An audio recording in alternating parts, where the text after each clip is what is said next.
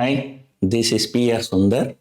Welcome to Pre-Market Report sponsored by Delta.exchange. Next month, 8th and 9th, I'm planning to come to Bengaluru for a workshop. So those who are interested may subscribe to our workshop in Bengaluru. Contact our office. The contact numbers are given in the description. Yesterday, the US markets were very volatile. Dow was up, Nasdaq was down. That's because the technology stocks were not doing well. But after the market hours, Amazon and Apple both came out with good results. Both stocks are higher. So therefore, right now, US futures are higher.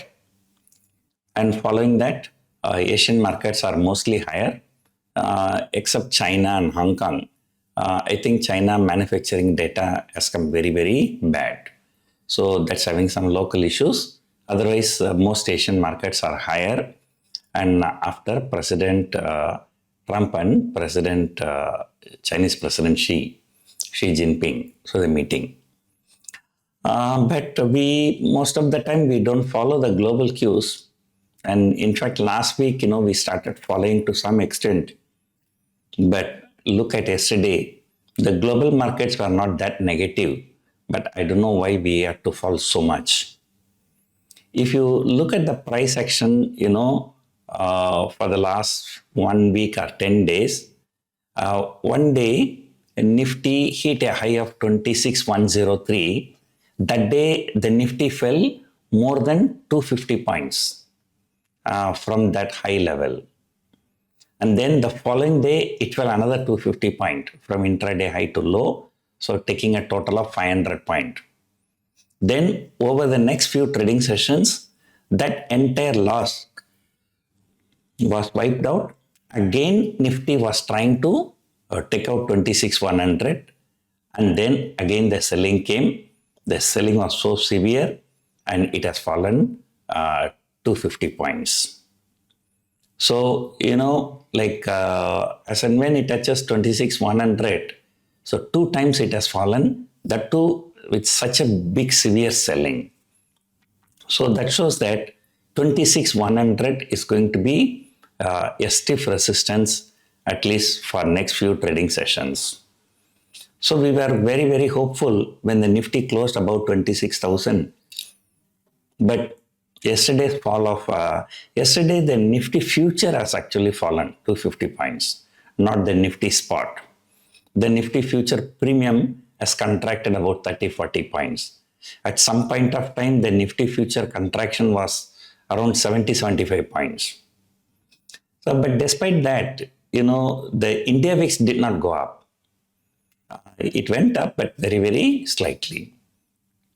Even US markets, yesterday Nasdaq fell nearly 450 points, 500 points. But despite that, the VIX has not gone up in US also.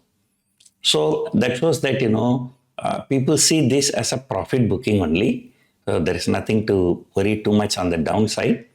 So 25,500 support is still there. In fact, it is not even 25,500, it is 25,650. So 25,650 is the first support, 25,500 is the second support. So that support still, is intact, but only the resistance, for very short term, the market has become very cautious. The momentum is on the higher side is actually fading. And otherwise, how do you explain the overall selling? L&T actually saved the day yesterday because of its results. And now ITC result has come, but result doesn't seem to be very impressive. I think FMCG stocks are still in trouble. So banking stocks are looking good. IT at least trying to bottom out. And Pharma and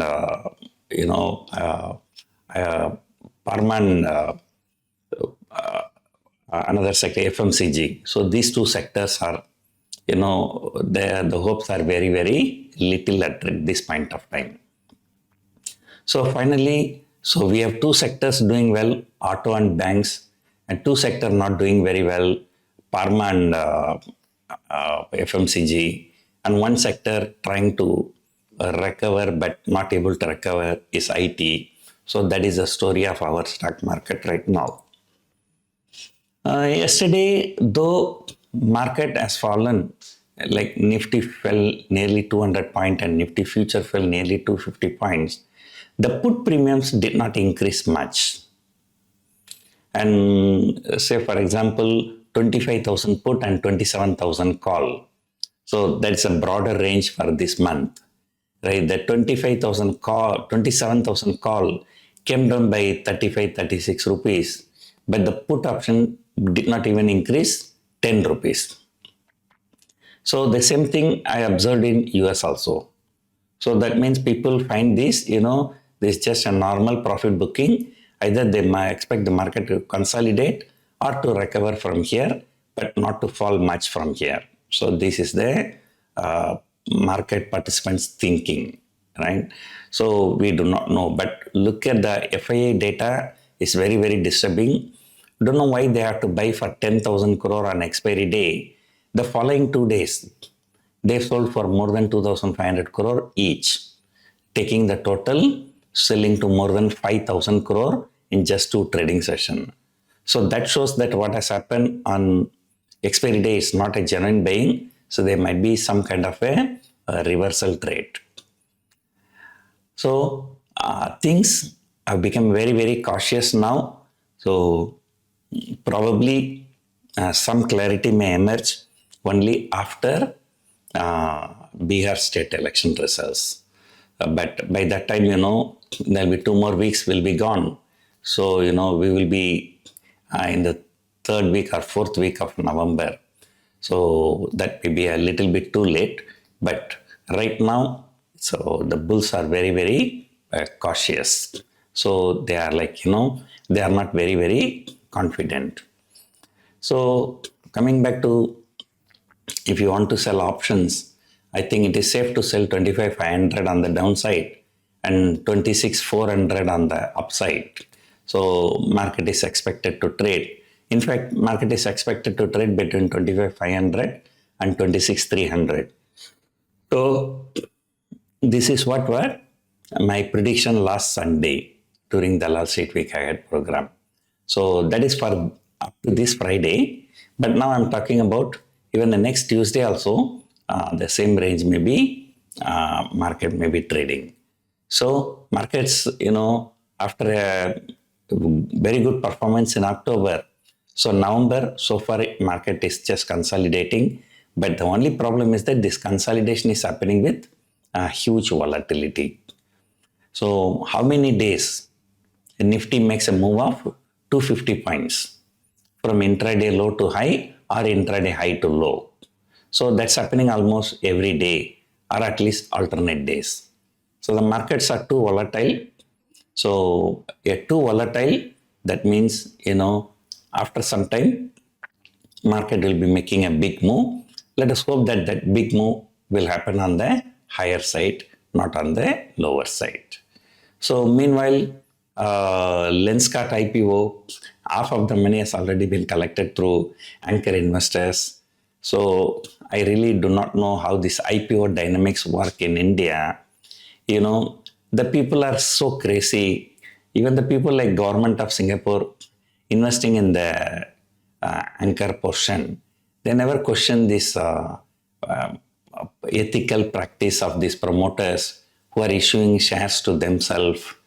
Earlier a number of times I've seen this kind of things happening, but that has never affected the performance of their IPOs. So their IPOs actually sail through. So looking at such a strong performance, I think Lenskart IPO will also go through. So, but I would love to avoid these kind of high value things. So whenever high value IPOs come, always come to my mind, stocks like Paytm and other Zyka, those kind of shares. So none of them has given good return actually. Some stocks might not have fallen, but has not given any good return also. So anyway, those things we will discuss today in the evening. I hope you enjoyed watching this video. Thank you for watching.